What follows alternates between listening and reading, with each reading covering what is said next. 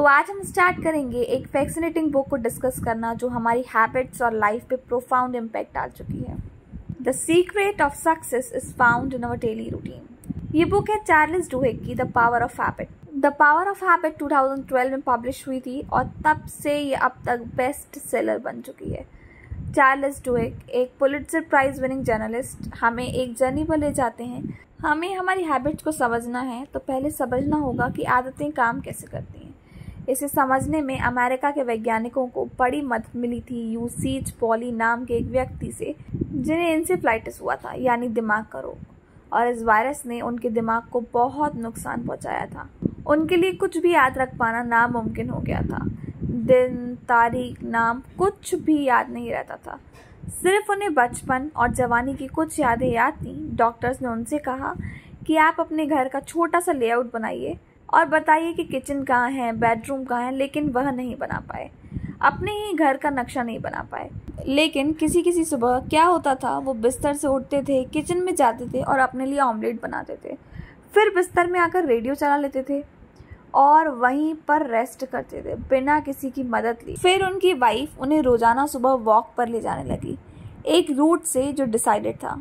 कुछ दिनों के बाद वो अकेले वॉक पर जाने लगे, बिना उन जगहों का नाम जाने जहां से वह गुजर रहे थे। आप सोचिए, जिस व्यक्ति को कुछ भी याद रख पाना नामुमकिन हो गया था, कैसे वह अपने लिए नाश्ता बना सकता है, मॉर्निंग वॉक कर सकता है? जवाब है आदतें। हमारे दिमाग के बीचों बीच एक टिश्यू है जो गोल्फ बॉल के जितना है, जिसे बेसिल गांगुली कहा जाता है। एक तरीके से ये हमारी डेली रूटीन्स की आदतों का स्टोर रूम है। वहाँ पर सब सेफ हो जाता है। तो आदत क्या है, इसको लेखक ने बहुत अच्छे तरीके से समझाया। जो काम बतौर रूटीन करते हैं, दिमाग उनका टेम्पलेट बनाकर सेव कर लेता है ताकि उन्हें करने के लिए हमें ज़्यादा सोचना विचारना ना पड़े। कोई भी आदत जो है वो 3 फेज में डिवाइड होती है, जिसे हैबिट लूप कहा जाता है, जो कि क्यू, रूटीन और रिवार्ड है। इस लूप को समझना काफ़ी ज़रूरी है अगर आप अपनी हैबिट्स को आइडेंटिफाई और चेंज करना चाहते हैं। क्यों वो ट्रिगर होता है, स्टार्टिंग पॉइंट होता है जहाँ से कोई भी आदत स्टार्ट होती है। ये कोई स्पेसिफिक टाइम, एक इमोशनल स्टेट, एक पर्टिकुलर लोकेशन या एक प्रीसीडिंग एक्शन हो सकता है।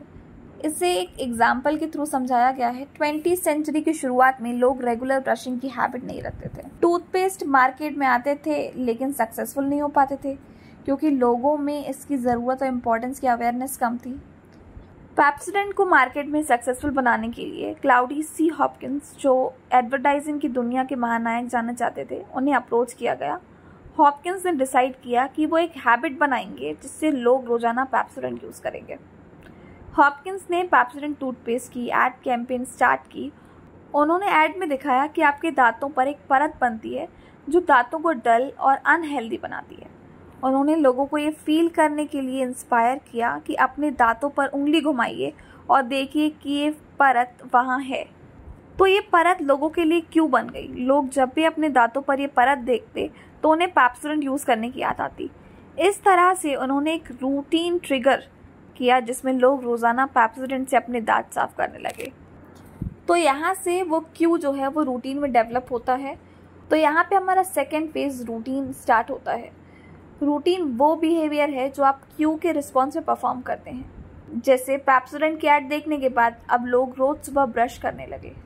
फिर थर्ड फेज आता है रिवार्ड। रिवार्ड वो बेनिफिट है जो आपको रूटीन परफॉर्म करने से मिलता है। पेप्सोडेंट ने अपने टूथपेस्ट में ऐसे इंग्रेडिएंट्स ऐड की जो ब्रशिंग के बाद एक फ्रेश मिंटी टेस्ट और माउथ में एक टिंगलिंग सेंसेशन छोड़ते थे। ये सेंसेशन लोगों को रिवार्ड की तरह फील होती थी, जिससे उन्हें लगता था कि उनके दांत सच में क्लीन और फ्रेश हो गए हैं। ये स्ट्रैटेजी बहुत सक्सेसफुल रही। पेप्सोडेंट मार्केट में एक हिट प्रोडक्ट बन गया और लोगों की ब्रशिंग हैबिट डेवलप हो गई। पेप्सोडेंट की ब्रांडिंग और मार्केटिंग की एक बड़ी जीत थी, जिससे वो टूथपेस्ट इंडस्ट्री में अपना एक इम्पॉर्टेंट प्लेस बना पाया। तो पेप्सोडेंट का एग्जाम्पल दिखाता है कि कैसे एक प्रोडक्ट को सक्सेसफुल बनाने के लिए एक हैबिट लूप क्रिएट किया जा सकता है। क्यू, रूटीन और रिवार्ड के माध्यम से पेप्सोडेंट ने लोगों की ब्रशिंग हैबिट को डेवलप किया और अपने प्रोडक्ट को मार्केट में सक्सेसफुल बनाया। यही बात द पावर ऑफ हैबिट किताब में हैबिट्स के फॉर्मेशन और उनकी पावर को समझाने के लिए हाईलाइट की गई है। एक और एग्जाम्पल देखते हैं। सुबह अलार्म क्लॉक बजता है जो कि हमारा स्टार्टिंग पॉइंट है क्यू।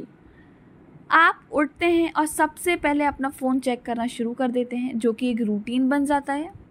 फिर एक डोपामाइन हिट मिलता है जब आप नोटिफिकेशंस और मैसेज देखते हैं, तो वो रिवार्ड बनता है। तो ये करते करते ये हैबिट लूप आपकी डेली लाइफ का हिस्सा बन जाता है। आफ्टर दिस डुवेक इंट्रोड्यूस करते हैं कीस्टोन हैबिट्स का कंसेप्ट। ये हैबिट्स ऐसी होती हैं जो एक चेन रिएक्शन स्टार्ट करती हैं और मल्टीपल बिहेवियर्स को चेंज करती हैं।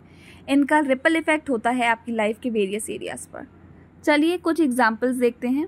डुवेक एक एग्जांपल देते हैं कि कैसे Alcoa company, aluminium company of America, ने सेफ्टी को अपना कीस्टोन हैबिट बनाया। पॉल ओ'नील 1987 में अल्कोआ के सीईओ बने।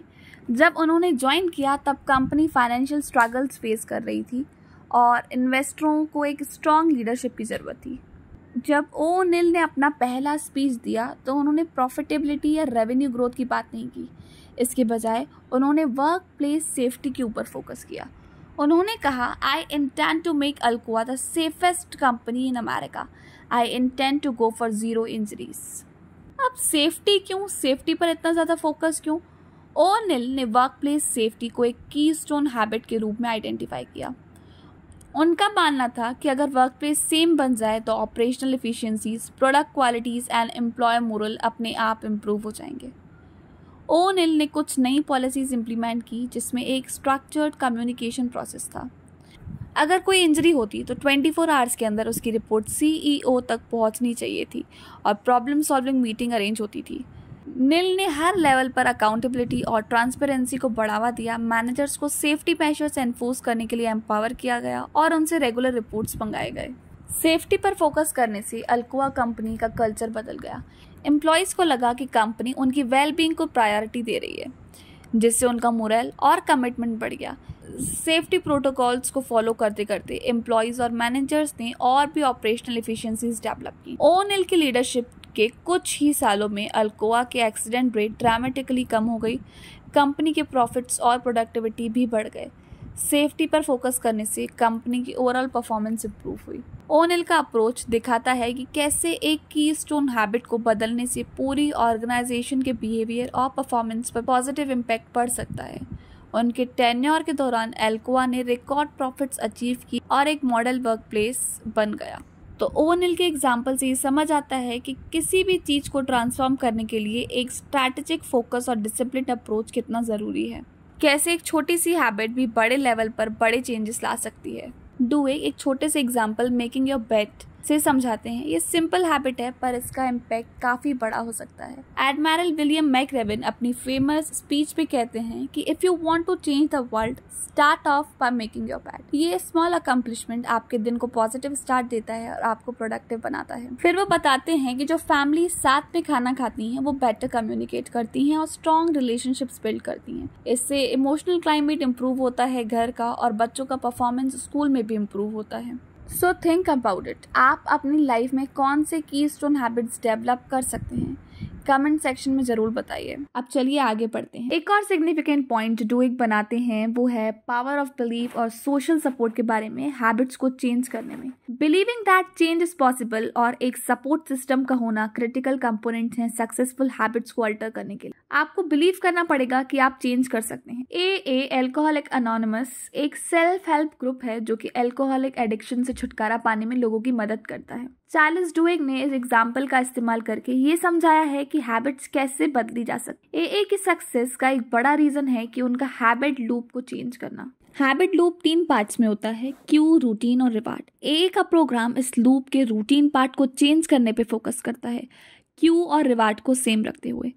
एल्कोहलिक्स के लिए ड्रिंकिंग का क्यू अक्सर स्ट्रेस या लोनलीनेस होता है, रूटीन ड्रिंकिंग बन जाता है और रिवार्ड रिलैक्सेशन और टेम्पररी एस्केप होता है।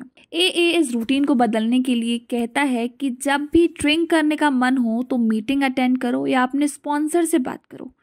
इस तरह रूटीन चेंज होता है लेकिन रिवार्ड सेम रहता है, रिलैक्सेशन और सपोर्ट। AA के प्रोग्राम में एक और इम्पॉर्टेंट चीज़ है बिलीफ। जब लोग AA मीटिंग्स में एक दूसरे की रिकवरी स्टोरी सुनते हैं उन्हें अपने आप पर विश्वास होने लगता है कि वो भी चेंज कर सकते हैं। इस तरह ये लोगों की रूटीन्स को बदलकर उन्हें सपोर्ट और बिलीफ प्रोवाइड करके उनकी पुरानी अल्कोहलिक एडिक्शन वाली हैबिट्स को तोड़ने में मदद करता है। ये एग्जाम्पल ये दिखाता है कि कैसे हैबिट्स को बदलना पॉसिबल है अगर आप रूटीन को चेंज करें और क्यू और रिवार्ड को सेम रखें। सिमिलरली एक और एग्जाम्पल है टारगेट का, जिसमें कस्टमर के बाइंग हैबिट्स को एनालाइज करके प्रेडिक्टिव एनालिसिस डेवलप किया गया। टारगेट का ऑब्जेक्टिव था प्रेग्नेंट कस्टमर्स को आइडेंटिफाई करना ताकि उन्हें उनके नीड्स के अकॉर्डिंग मार्केटिंग मटेरियल्स भेजे जा सकें। उन्होंने शॉपिंग पैटर्न्स को एनालाइज करके प्रेगनेंसी प्रेडिक्शंस को डेवलप किया। एक इंसिडेंट में एक दिन एक अपसेट फादर टारगेट स्टोर में आया। उसने मैनेजर को एक मेल दिखाया जो उसकी बेटी को भेजी गई थी, जिसमें प्रेगनेंसी रिलेटेड प्रोडक्ट्स के कूपन्स थे, और उन्होंने गुस्से में कहा, आप मेरी हाई स्कूल गोइंग बेटी को प्रेगनेंसी रिलेटेड एड्स क्यों भेज रहे हैं? क्या आप उसे प्रेग्नेंट होने के लिए एनकरेज कर रहे हैं? मैनेजर ने माफ़ी मांगी और कहा कि शायद गलती से ये कूपन्स भेज दिए गए हैं, लेकिन कुछ दिनों बाद वही फादर वापस आया और सॉरी बोला। उसने कहा, मुझे नहीं पता था, लेकिन मेरी बेटी सच में प्रेग्नेंट है। टारगेट स्टोर को ये पहले से ही कैसे पता चल गया? ये एग्जाम्पल ये दिखाता है कि कैसे कंपनीज हैबिट डाटा और प्रेडिक्टिव एनालिटिक्स का इस्तेमाल करके कस्टमर्स के पर्सनल लाइफ्स के बारे में एक्यूरेट प्रेडिक्शंस कर सकती हैं। रिजल्टेंटली सेल्स बढ़ गई और कस्टमर लॉयल्टी भी बनी। तो आप ज़रूर सोचिए और कमेंट्स में बताइए आप कौन से गोल्स अचीव कर सकते हैं अगर आपके पास एक स्ट्रॉन्ग बिलीफ और सपोर्ट सिस्टम हो।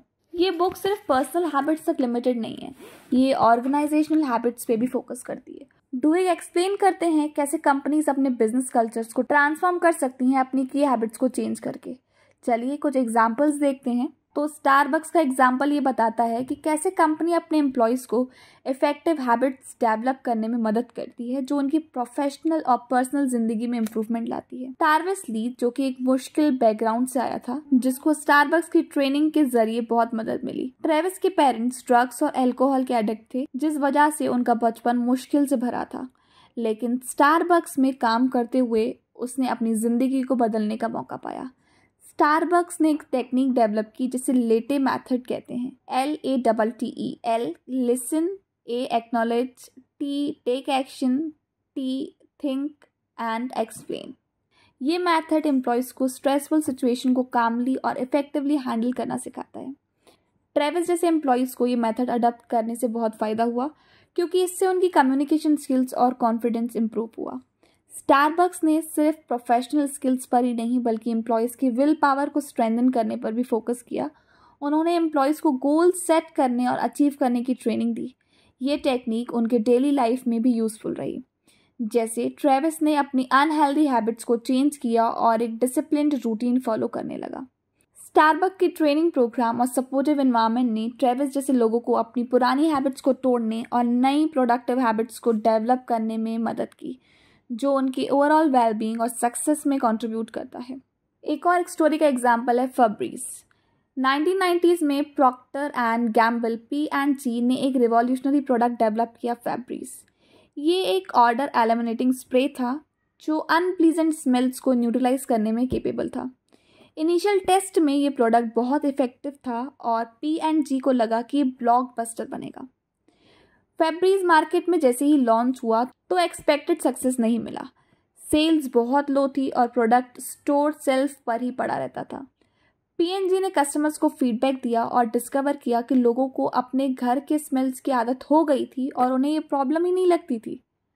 P&G के रिसर्चर्स ने आइडेंटिफाई किया कि फेब्रिज को सक्सेसफुल बनाने के लिए उसे एक हैबिट लूप का पार्ट बनाना बहुत ज़रूरी था। क्यू, रूटीन एंड रिवार्ड के थ्रू P&G ने अपनी मार्केटिंग स्ट्रैटेजी को चेंज किया। उन्होंने फेब्रिज को as a finishing touch product promote करना शुरू किया, जिससे लोगों को फ्रेश स्मेल का रिवॉर्ड मिलता था। इस रिवाइज स्ट्रैटेजी से सेल्स बहुत इंप्रूव हुई और फेब्रिज एक सक्सेसफुल प्रोडक्ट बन गया। ये एक परफेक्ट एग्जाम्पल है कैसे रिवार्ड को रिफ्रेम करके बिहेवियर चेंज किया जा सकता है। आप बताइए कि आपकी लाइफ में आप किस तरह से न्यू हैबिट्स को इम्प्लीमेंट कर सकते हैं और उन्हें सक्सेसफुल बनाने के लिए क्यूज और रिवार्ड्स को कैसे एडजस्ट कर सकते हैं। अपने एक्सपीरियंसेस और प्लान्स को कमेंट में शेयर ज़रूर करें। आज हमने power of belief, social support और ऑर्गेनाइजेशनल हैबिट्स के बारे में बात की। ये कंसेप्ट्स हमें दिखाते हैं कि हैबिट्स का स्कोप पर्सनल से लेकर प्रोफेशनल लाइफ तक एक्सटेंड होता है और इन्हें समझने से हम सिग्निफिकेंट इम्प्रूवमेंट अचीव कर सकते हैं। अगर आपको ये पार्ट पसंद आया तो ज़रूर लाइक करें, सब्सक्राइब करें और नोटिफिकेशन बेल आइकन को हिट करें और कमेंट सेक्शन में बताइए कि आपको पावर ऑफ हैबिट बुक कैसी लगी और कौन सी बुक आप चाहते हैं कि मैं नेक्स्ट कवर करूं। Thanks for watching this. मिलते हैं नेक्स्ट टाइम। तब तक के लिए keep learning, stay updated. Bye bye.